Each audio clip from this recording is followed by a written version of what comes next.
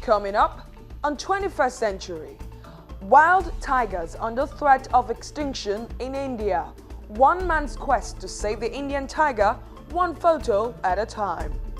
From Morocco, women gain new independence, and it began with sheep breaking with tradition.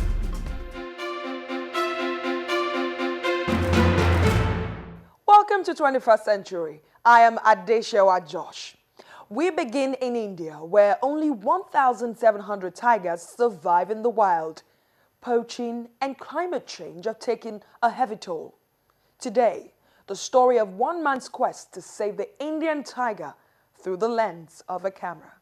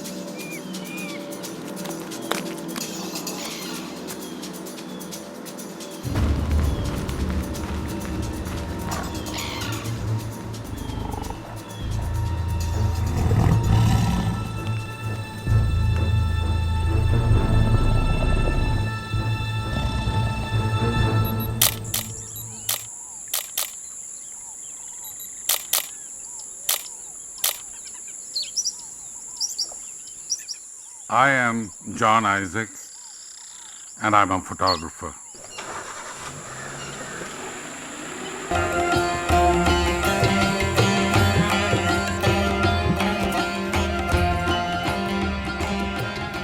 I came back to India and started to document the tigers about 25 years ago.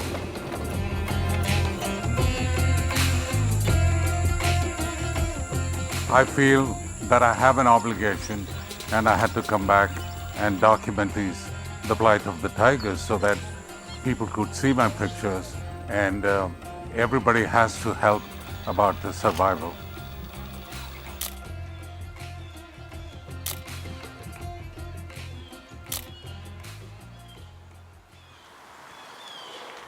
I still remember the first time I saw the tiger. It was a male cub right by the lake, and I was so excited. I probably have been coming almost every year, every other year. In the last 10 years, I think my interest has grown tenfold.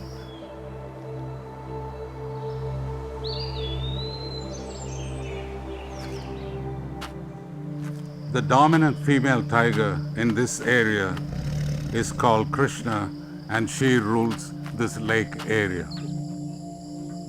And Krishna has 3 cubs. Out of that, 2 of them are females. And now that they're about 2 years old, and they will have conflict and they'll be fighting. And finally, one of them will have to leave. Or maybe both of them will have to leave, because every female, including Krishna, they need 9 square kilometers. They won't let another female come and live in the same area. And that's what happened to the grandmother of these 3 cubs, Machli, which is the older tiger, and her daughter actually literally threw her out of this territory. And now it will be the same thing, and that's the way they work in their society.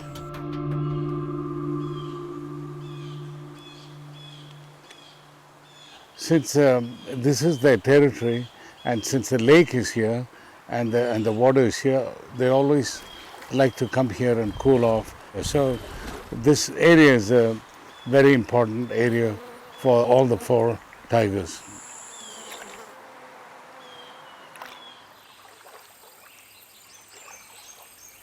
This area, the fort, this used to be the hunting ground of the Maharajas. You know, this is where they used to come and hunt. When you see a picture of the tiger walking by here, and then you see a fort in the back, it's, you know right away It's in Ranthambore. There are two hills around here. One is called Run and the other one is called Thumb. And that's how it's Ranthambore. It means battleground. And also this is where the tigers battle for their position, especially the females who want to take care of their own territory. This is where they fight. And so Ranthambore is pretty symbolic as a battleground.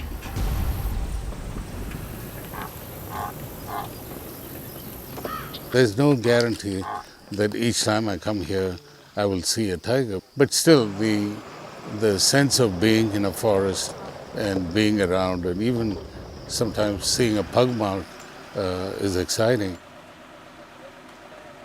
Pug mark is actually a footprint of the tiger that you see, and a lot of these naturalists can look at it and they can tell you when the tiger passed.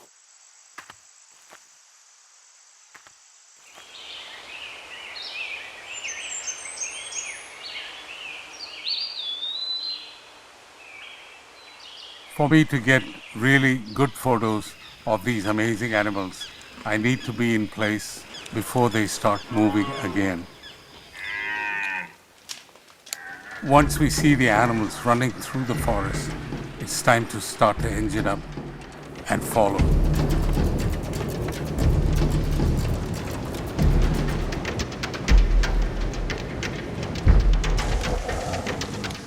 That's their meal, the other animals.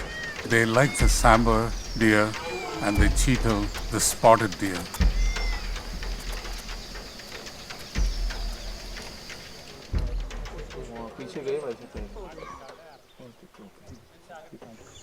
Well, actually, today, since morning, I didn't see any tigers at all. I think yesterday they killed a sambar deer, which is pretty big, and this will probably last another 4 days for them to go without starving, and then they'll have to look for something else.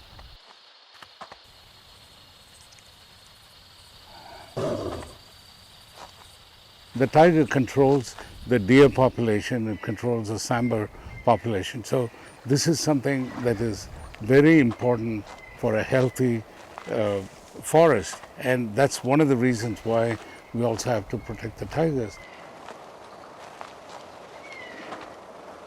One of the rangers were telling me that they will mark this 9 square kilometers, and they also will not leave their territory. It's an imaginary line between two trees, one end to the other, and they also won't step out. They'll stay within their territory.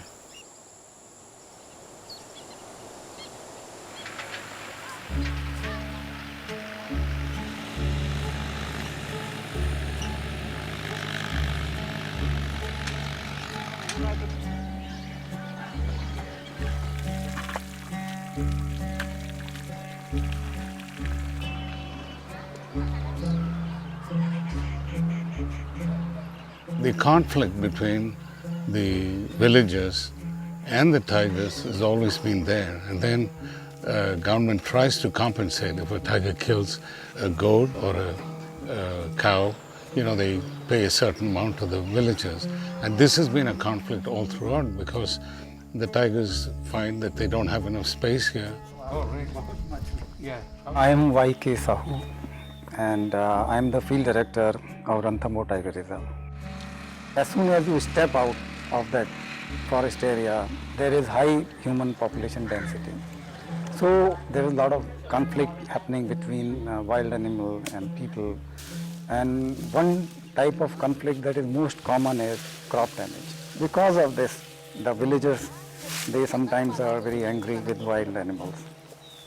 There used to be the corridors, and it's all been occupied by human population.